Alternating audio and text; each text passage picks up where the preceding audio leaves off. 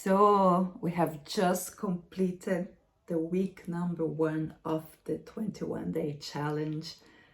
On the first week, we focused on the body. Now it's time for the highlight video number 2 and your next homework. And this time we're going to focus on the soul. So how do we activate and govern on the sphere of the soul? Number 1, emotional intelligence.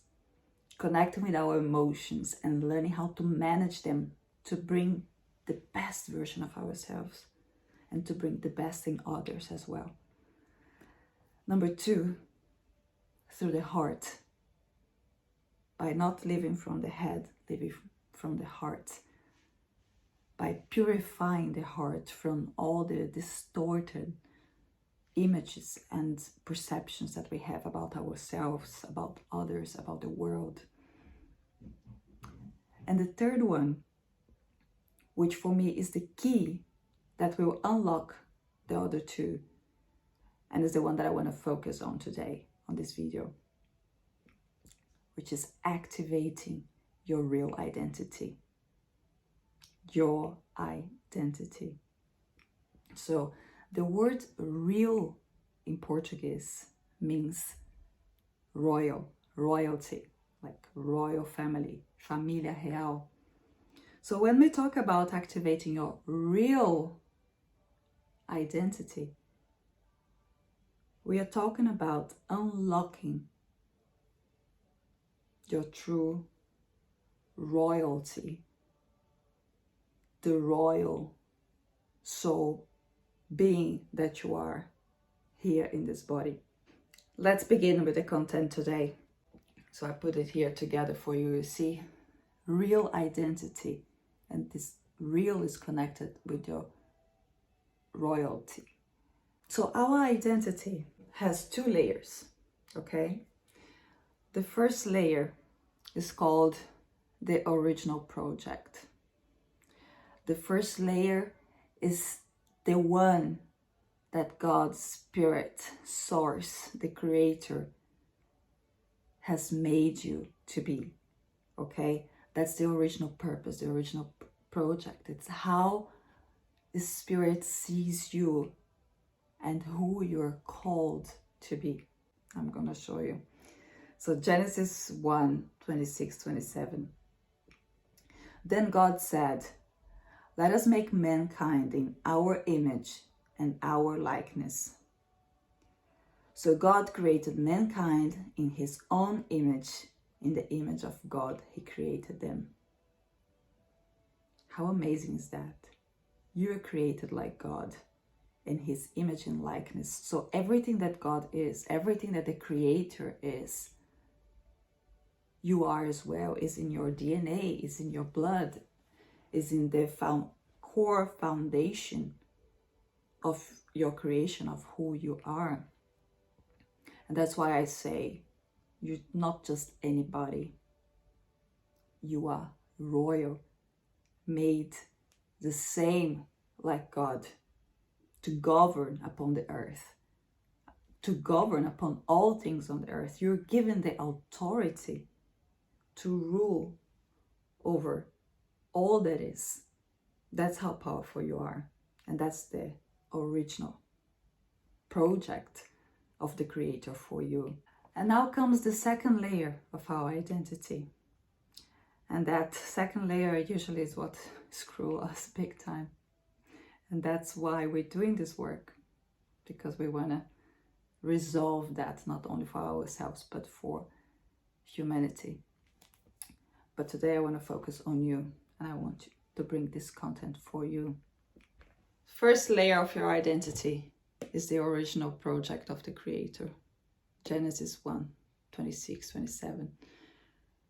Second layer of your identity, self-image, is how you see yourself. The first one is how the Creator sees you and says that you are.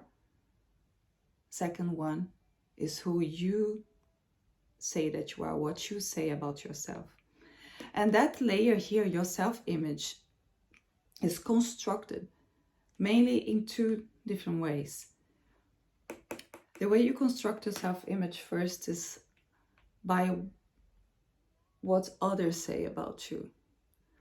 And that others, I'm talking about the authority figures in your life. I'm talking about your bosses, your parents, mother, father, your teachers, or someone that you loved or that you love very much. These are the people who have the power to influence, to hurt our original identity. Because, you know, if a neighbor says that you're stupid, that you're not capable, that you're an idiot, it doesn't affect you that much. If someone that you just met on the street says anything about you, that you're ugly, it means nothing, right? But if your father says that you're ugly, if your teacher says that you are ridiculous or stupid, that's what shaped that distorted version of you that you might have about yourself. And unfortunately, we are accepting to live as a result of that, of what others said about us, and not from what the Creator, the one and only, who has the power to say who we are because He created us. And we need to know that these important authority figures in our lives, they were doing their best. You know, they're also coming from a distorted image about themselves. They also heard many hurtful things for important people in their lives. So their identity is broken as well. So all they can do, the best they can do, is to repeat that, to replicate that. And so victims of other victims, right? So we need to restore that part of our self-image, okay? That we are not what others said about us. And to forgive these people, because they did the best they could with what they had, what they knew at the time. But that does not define who you are. It has zero authority to tell you who you are. It's all about them, nothing about you. And the other part that helps to construct that distorted version of your self-image is how you see yourself. How you define yourself based on your experience, based on your results. So for those of you who experienced abandonment, rejection, so the message that we tell ourselves is that we have no value, that we are not loved, that we are not good enough, that we are not worthy, that we are not deserving. So when the most important people in our lives reject us, that goes deep, straight into our identity. And we tend to label us or say who we are based on the results that we are giving. So whatever you're trying to manifest in your life, perhaps you have been failing and failing and failing again. Remember, Thomas Edison, there are so many examples, but the first one that comes to me right now, Thomas Edison, he tried thousands and thousands times and failed thousands and times before he came up with his invention successfully. And what I want to say with that, you are not your phase. Whatever you are experiencing, good or bad, honestly, good or bad, doesn't define who you are. So if you are on a phase that you are experiencing failure in relationship, in finances, or in whatever you are co-creating in your life, in purpose, maybe you're trying to build your soul-based purpose business, whatever that is, and it's not flowing, not happening the way you would like to, that doesn't mean that you are not capable. That doesn't mean that you are a failure. That doesn't mean that you have no capacity. So do not label your identity, who you are, based on your phase, on what you're experiencing right now. Or maybe even financially, if you're not where you are meant or supposed to be right now, but you are on your way. It doesn't mean that you are poor and that you remain like that. You are not, or that you are incapable of creating wealth and abundance for yourself. It's just a phase. And that phase doesn't define you. I want to liberate you right now with that word. So how do we heal our identity? So how does the real identity comes through installing us firmly, securely, stable? How that real identity becomes really who we are, body, soul, full. The layer number 2, your self-image needs to merge with the layer number 1, with how the Creator sees you, with who the Creator say you are, made in His own image and likeness. You are like God. You are made like God. You are given the authority to rule and govern upon this earth. So all the qualities of God, of the Creator, are in you. You carry that in all of you, in your DNA, in all parts of you carry that. And why you cannot see it or you cannot experience it as your reality? Because you're letting the second layer, you grew this distorted self layer, this distorted layer here, which is your self-image, based on what others said about you and based on the lies, the distorted perspectives you have about yourself. So how do we heal that? Your self-image needs to merge with the one that God says you are.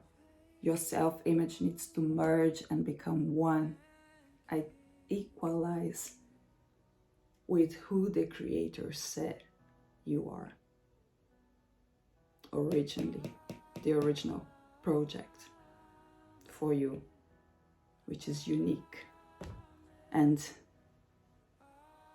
brings all that the Creator is in the highest and best way, through you and as you.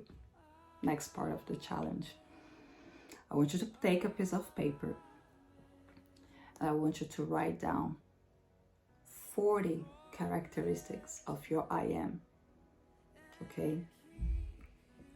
I want you to ask yourself, if I were to step in the highest version of myself, if I were to see myself through the eyes of the Creator, if I were to activate the original purpose of who I am, the original purpose for my life here on earth, if I were to activate my real identity,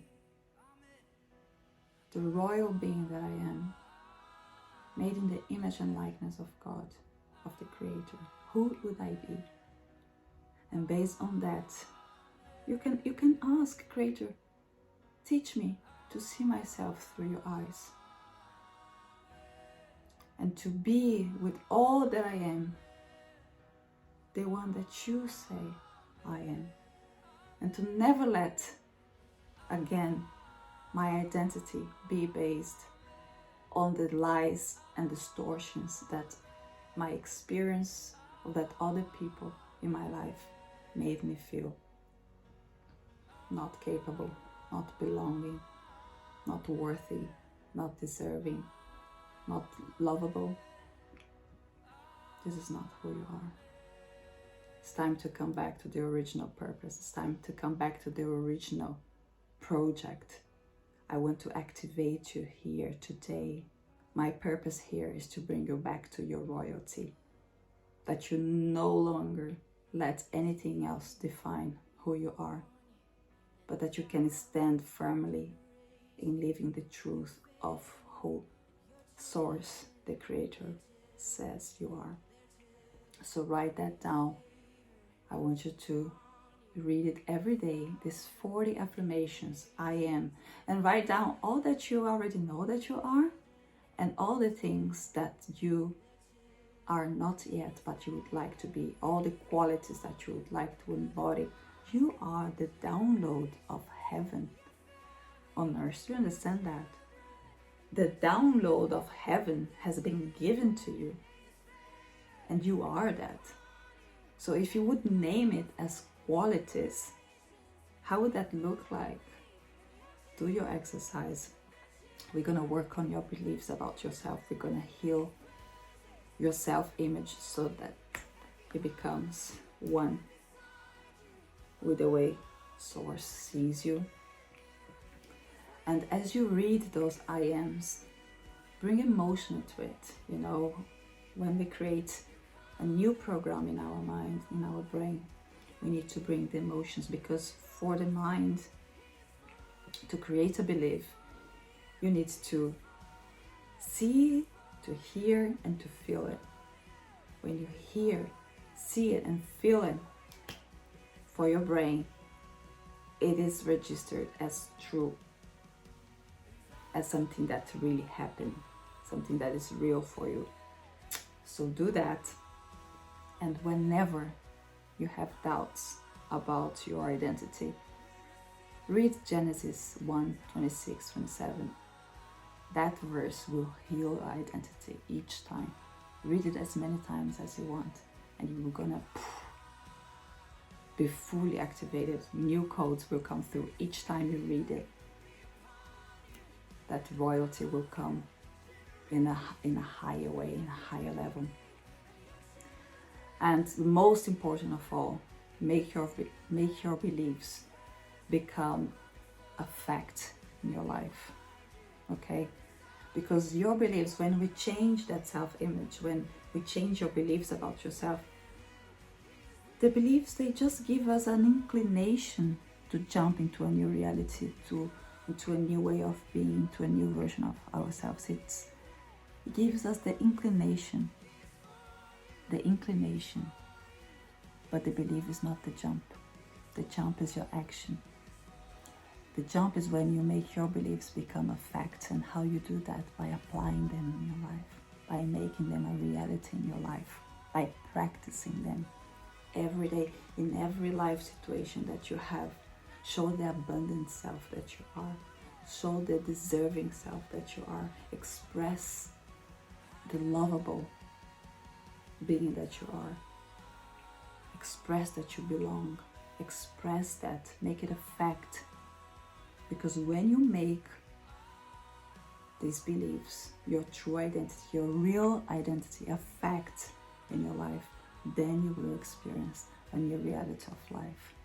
So that's your homework for today. I will see you on the next one. Remember, you are royal.